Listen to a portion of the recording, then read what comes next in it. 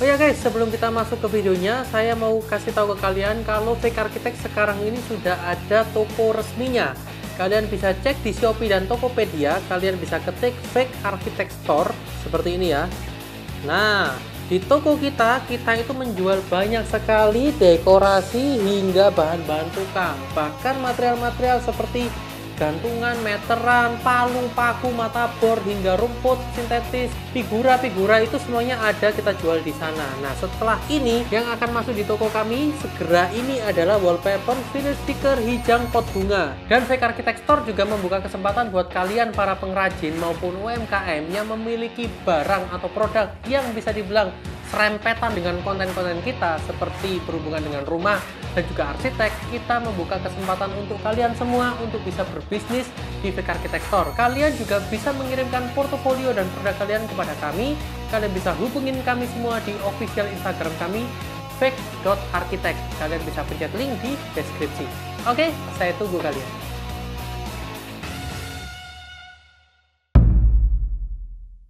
Ya guys, banyak dari kalian itu menginginkan rumah kalian menjadi lebih tampil cantik dan tampil elegan. Nah, biasanya ada beberapa jasa yang bisa kalian beli atau kalian sewa. Jasa itu disebut sebagai interior design. Nah, konsen kita kali ini adalah untuk menjelaskan tentang material apa saja yang digunakan oleh pihak interior design dalam proses pembuatan sebuah furniture. Itu bisa dari plywood, multiplex, triplex, bahkan juga particle board. Itu yang akan kita bahas di video kali ini. Selamat datang di channel Fake Architect, channel yang belum tentu informatif, belum tentu penting, kalau nggak berguna itu nggak mungkin. Dan kami akan membahas seputar arsitek, dari material bangunan hingga cara pemasangannya, serta desain-desain bangunan yang lagi hits dan kekinian. Nggak usah lama-lama, yuk kita nonton videonya. Let's go!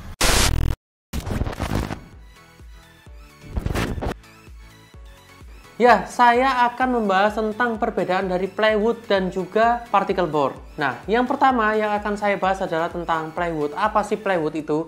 Jadi plywood adalah kayu lapis yang biasanya digunakan untuk pembuatan proses mebel dan furniture. Nah, untuk plywood sendiri itu dibagi menjadi 3. Yang pertama adalah triplex. Triplex ini sudah sangat familiar dan sangat mudah ditemukan di beberapa toko kayu dengan ketebalan sekitar 3 mm, ukurannya sekitar 1,22 dikali 2,44. Nah, triplex sendiri itu lapisan paling atasnya memiliki atau yang biasa disebut sebagai lapisan veneer. Veneer ini adalah kulit kayu di paling atasnya triplex. Jenis triplex ini adalah jenis kayu lapis atau jenis kayu plywood yang paling pertama. Nah, untuk proses pembuatan triplex ini dikuliti atau bisa dibilang ada satu bonggol kayu yang dimasukkan ke sebuah mesin dan dia itu akan menjadi sebuah lembaran. Proses triplex ini harus mengalami proses pengepresan.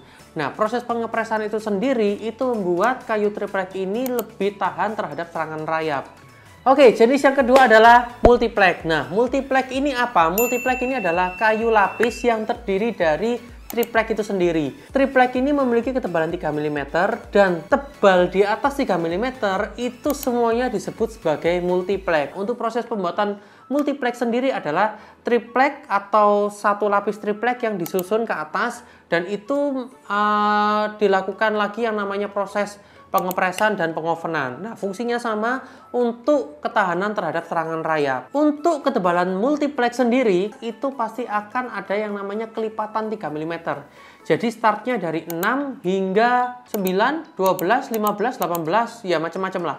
Nah, itu semua disebut sebagai multiplex. Nah, sekarang saya akan bahas tentang jenis plywood yang terakhir yang disebut sebagai blackboard. Blackboard itu apa? Jadi begini, blackboard ini bisa disebut sebagai sandwich panel. Kenapa saya bisa sebut sebagai sandwich? Sandwich itu kan kita tahu bahwa ada roti, ada sayur, ada telur, ada daging, dan balik lagi ke sayur, dan balik lagi ke roti. Nah, sama. Susunan dari blackboard itu seperti itu. Jadi yang paling atas adalah veneer, setelah itu bagian bawah dari veneer adalah papan triplex. Nah, bawahnya itu baru yang disebut sebagai kayu olahan atau potongan kayu. Nah, setelah itu kembali kepada triplex dan bagian paling luarnya yang bagian bawah itu kembali pada lapisan veneer. Untuk ketebalan blackboard sendiri itu startnya dari 18 hingga 32 mm. Yang pertama untuk triplek. Sebenarnya triplek ini fungsinya sangat banyak, bisa juga digunakan sebagai backing pada saat pembuatan cor-coran dan segala macamnya. Dan biasanya itu tidak perlu material-material yang tebal, karena hanya untuk penahanan untuk sistem cor-coran. Dan untuk plywood jenis kedua yaitu multiplex itu biasanya digunakan untuk rangka, digunakan untuk papan-papan partisi maupun proses pembuatan mebel furniture juga bisa. Dan untuk blackboard sendiri itu penggunanya juga hampir sama. Yang jadi beda adalah blackboard bisa di finishing lebih cantik karena lapisan paling luarnya itu bisa di coating atau bisa diwarna ulang. Dan untuk kelemahannya sendiri, sebenarnya kelemahan ini paling rentan rusak atau gampang pecah itu ada di kategori blackboard. Nah, mengapa demikian? Blackboard itu di bagian tengahnya itu merupakan potongan kayu solid. Jadi potongan-potongan yang digabung menjadi satu dan dipres. Jadi jika ada proses pemakuan atau pengeboran dan segala macamnya, untuk kategori blackboard itu lebih gampang pecah atau retak. Begitu.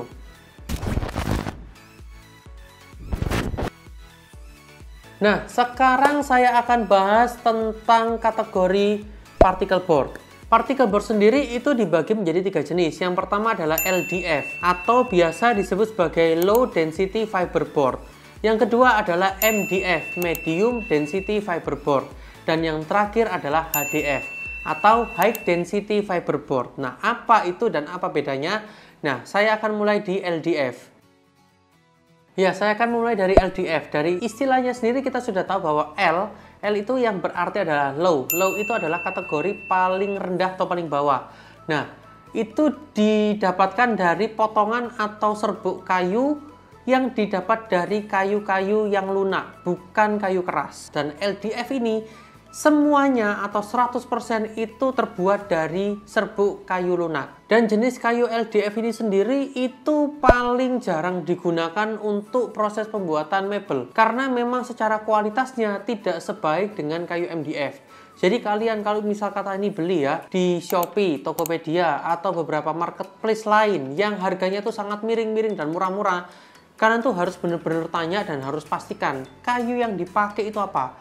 Kalau LDF itu terlalu riskan atau resikonya terlalu besar. Karena apa? Resiko jangka panjangnya kayu LDF itu bisa terserang rayap. Pertama itu. Yang kedua, kayu LDF itu lebih rentan untuk melengkung dan tidak bisa menahan beban yang berat. Dan untuk gigitan sekrup sendiri itu juga tidak bisa padat. Jadi bisa gampang dol atau lepas.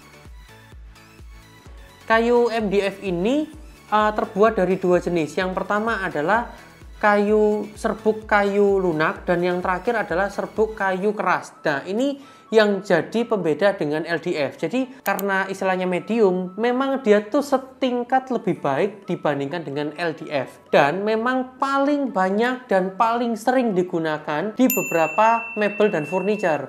Untuk meja, dapur, kabinet, dan segala macamnya itu paling banyak digunakan. Dan untuk jenis MDF ini paling mudah untuk di finishing. Jadi proses pemasangan sheet, pemasangan HPL, jenis MDF ini paling gampang. Nah, sekarang jenis yang paling terakhir adalah HDF. Jadi HDF itu sebenarnya ada 2, ada yang serbuk, ada yang powder. Powder itu adalah bubuk. Nah, bubuk ini lebih canggih atau lebih kualitasnya itu lebih baik dibandingkan dengan serbuk. Kenapa bisa begitu? Karena memang proses pembuatan kayu HDF itu melakukan proses pabrik dan proses pengovenan plus ada yang namanya campuran resin. Nah, proses pemadatan dan pengovenan ini itu juga mengurangi yang namanya kadar air di dalam kayu. Dengan adanya pengurangan kadar air dan juga kadar mineral itu yang membuat rayap tidak mau makan jenis kayu HDF. Nah, karena hal itulah mengapa kayu HDF dipilih dalam proses pembuatan laminate flooring. Dan kayu laminate flooring ini memang lebih baik dan secara harga memang jauh lebih mahal. Karena pemilihan kayu-kayu keras seperti merbau, jati, ulin yang dibuat menjadi sebuah powder atau bubuk dan diproses yang tadi saya ceritain lah. Nah, sekarang saya akan membahas tentang kelebihan kekurangan dari 3 jenis particle board. Yang pertama adalah LDF. LDF ini kelebihannya adalah dia harganya sangat murah. Tapi kekurangannya adalah memang material ini karena terbuat dari kayu lunak dan secara umur dan secara kualitas tidak bisa dibandingkan dengan jenis yang lainnya. Itu sebabnya material MDF ini jarang sekali ditemukan di beberapa material mebel dan furniture. Dan untuk jenis yang MDF ini paling banyak dan paling diminati oleh para produsen dan juga para pembelinya itu juga ada. Jadi dari produsen dan juga konsumen itu balance dan paling ramai. Kenapa bisa demikian? Karena memang jenis MDF ini harganya itu cocok dan secara kualitas atau jangka panjang itu masih bisa untuk diakal-akalin lah. Misal kata kayunya ini atau skrupnya ini lepas, bisa ditambahi lem, yang membuat MDF ini juga masih banyak peminat dan juga finishingnya cantik-cantik, estetikanya dapet, harganya juga oke. Jadi bisa dibilang itu adalah kelebihan dari MDF. Dan untuk kekurangannya, MDF sendiri itu juga rentan. Jika terkena air, dia juga kurang tahan. Oleh karena itu, memang material jenis ini tidak bisa terendam air dan harus di finishing lagi di bagian atasnya dengan pemasangan yang baik dan presisi. Sekarang kalau kelebihan dari HDF adalah jenis particle board paling tinggi dan paling baik. Dan oleh karena itu, memang kelebihannya yang pertama adalah dia lebih tahan terhadap air dan lebih tahan terhadap rayap. Tapi untuk soal genangan memang rentan atau bisa dibilang kebanjiran karena sifat dasarnya memang kayu, jadi membuat kayu ini tetap bisa mengembang saat terendam air. Dan memang kategori HDF ini paling banyak digunakan untuk laminate flooring. Dan untuk kategori HDF sendiri itu sebenarnya juga dibagi menjadi beberapa kelas. Yang pertama adalah AC3, AC4, dan AC5.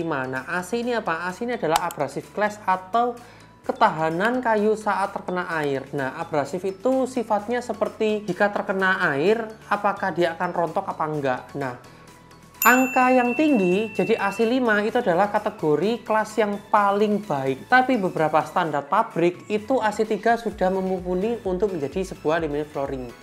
Dan untuk kelemahan dari HDF sendiri ya sudah pasti harganya lebih mahal, tapi secara kualitas memang paling baik. Jadi kalian mau pilih yang mana, suka yang mana, resiko semua ditanggung oleh pembeli. Begitu ya guys ya. Sementara demikian dulu penjelasan singkat tentang perbedaan dari plywood dan juga particle board. Nah, saya juga mau tanya nih, buat kalian siapa saja yang tahu finishing kayu apa yang cocok, yang baik, dan yang paling tahan dengan air. Sampai hari ini saya sendiri belum menemukan dan beberapa prinsipal yang saya kenal itu juga tidak bisa menjawab. Finishing atau coating apa yang memang bisa membuat kayu ini tahan terhadap rendaman air. Nah, jika kalian ada yang tahu, kalian bisa tulis di kolom komentar. Nah, seperti biasa, jika kalian suka, kalian bisa like. Jika tidak suka, kalian bisa dislike. Bye-bye! Seperti biasa, nggak usah nge-like, nggak usah nge-share, nggak usah subscribe channel ini kalau memang video kita ini nggak penting dan nggak berguna sama sekali buat kalian semua. Bye-bye!